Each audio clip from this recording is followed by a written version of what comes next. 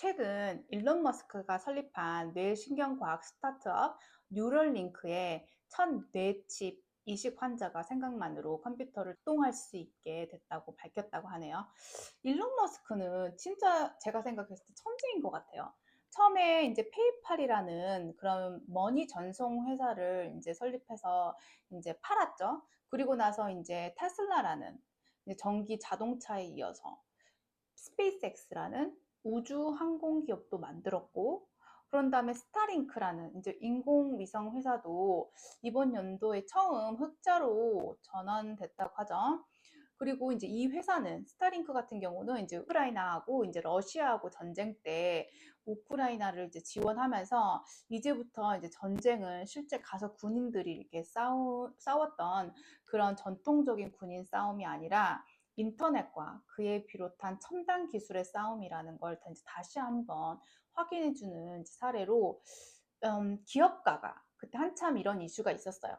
일개의 기업가잖아요. 근데 그 기업가가 어떤 한 나라의 보안까지도 담당이나 침공까지 할 수 있다는 그런 우려를 낳았던 케이스였기도 했죠. 그러니까 그 일론 머스크의 의견에 따라서, 개인적인 의견에 따라서 이제 우크라이나가 침공을 받을 수도 있고 침공을 막을 수도 있고 이런 상황이 몇 번 많이 있었잖아요. 그래서 굉장히 이제 그런 우려를 낳았던 케이스였고, 근데 이번에는 일론 머스크가 뇌신경과학 스타트업인 뉴럴링크까지 이제 투자를 하면서 확실히 첨단 기술 산업에 대한 실력이 정말 현업에 있는 사람 중에서 몇 안 되는 사람이라고 해도 과언이 아닐 정도로 최첨단 기술의 공급자 중에 하나인데요.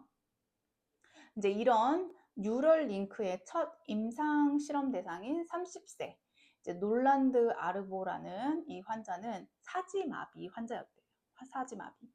그러니까 이제 2006년도 때 이제 22살에 텍사스 A&M이라는 대학이 있거든요. 거기에서 이제 학생이었던 이 환자죠. 이제 이 첫 실험 대상이죠.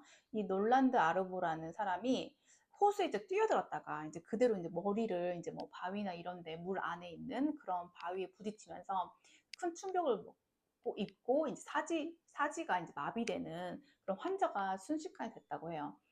그래서 이제 그가 올해 1월 달에 2024년도 1월 달에 뇌칩을 이식받았다고 합니다.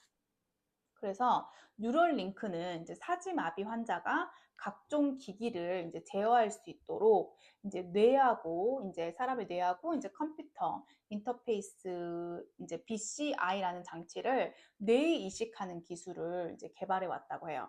그래서 BCI 장치는 이제 25센트 이제 미국에서 이제 25센트 쿼러라는 동전 크기의 이제 둥근 용기 안에 데이터 처리 칩과 배터리 통신 장치 등이 들어있고 이제 각각 16개의 이제 전극이 달린 실 64개가 부착되어 있다고 해요. 그래서 이제 머리카락보다 가는 실의 이제 끝 부분이 두뇌의 이제 운동 피질에 이제 삽입돼서 이제 BCI와 그런 그러니까 뇌 컴퓨터 인터페이스 장치와 두뇌를 연결한다고 합니다. 그래서 이 환자 아르보는 뇌칩 이식 이후에 적응 과정을 이제 거쳤는데, 그러니까 수술한 후에 칩을 이제 그 환자에게 놓고 나서 적응 과정이 필요하잖아요. 그래서 적응 과정을 거쳤는데 초기에는 뉴럴링크 소프트웨어를 이제 자신의 이제 뇌 패턴에 맞게 조종하는 방법을 익혀야 했다고 해요. 근데 이제 생각한 대로 이제 컴퓨터 커서가 움직이게끔 할 수 있어서 지금은 이제 침대에 누워서도 이제 활용 가능하다고 합니다. 그러니까 성공이 된 거죠.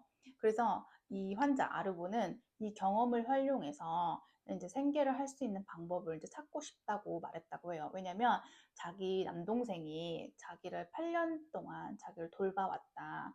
이제 자기 남동생도 자신의 삶을 살아야 한다. 이러면서 이제 자기는 이제 컴퓨터로 몸은 사지마비가 됐지만 컴퓨터로 어느 정도 이제 자기가 생각하는 대로 이제 컴퓨터가 움직여주고 하니까 자기도 이제 일을 할 수 있다. 내가 몸은 못 움직이지만 이 컴퓨터를 통해서 일을 할 수 있을 것 같다라고 이제 이렇게 말을 했다고 해요.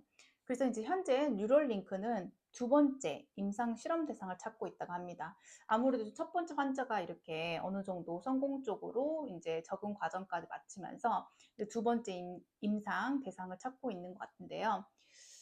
모든 것에는 장점과 단점이 항상 있다고 생각하는데, 이건 역시 이제 사람 머리에 이제 칩을 넣어서 컴퓨터와 연결하는 거잖아요.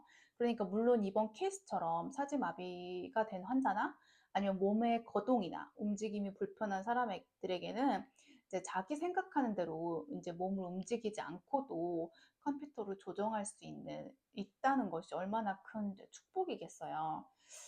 왜냐면 요즘에는 컴퓨터만 할 수 있어도 일상생활에 할 수 있는 일들이 정말 많죠.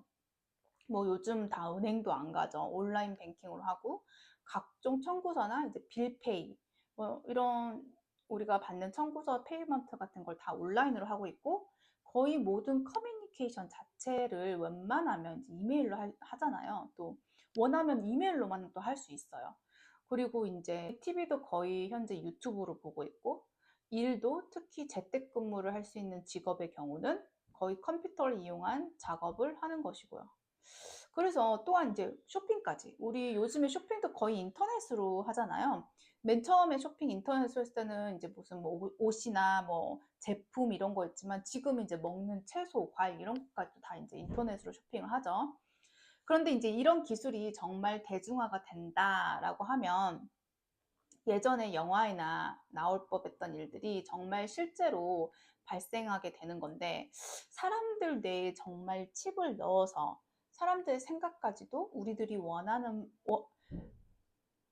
칩을 넣어서 사람들의 생각까지도 우리들이 원하지 않는 방향으로 조종할 가능성도 있겠구나 생각해 보게 되면서, 우리가 정말 이제 물질 세계, 보이는 세계에서 이제 모든 게 이루어지는 그런 세상에서 이제는 우리 생활에 정말 많은 부분, 그리고 일상생활, 뭐 직장생활, 경제활동, 하물며 이제 전쟁까지도 인터넷과 컴퓨터를 통해서 이렇게 하게 되는, 이런 정말 보이지 않는 거대한 사이버 시대에 우리가 살고 있구나라는 것을 갈수록 느끼는 어떤 계기가 됐던 것 같아요. 정말 이렇게 컴퓨터와 인터넷을 기반으로 한 첨단 기술들의 발전 속도가 정말 갈수록 엄청 빨리 진행되면서 느낀 거는, 이제 예전에는 이제 미국에서 전반적인 새로운 기술을 습득하기 위해서 한 5년 정도 습득 기간을 요구해 왔다고 해요. 지금은 이런 기간이 거의 18개월로 바뀌었다고 하죠. 그러니까 2년이 채 안 되는 거예요. 그러니까 즉 매 18개월을 주기로 교육을 받아야 기술 변화에 따라갈 수 있다는 기사가 미국에서 이제 나왔는데요.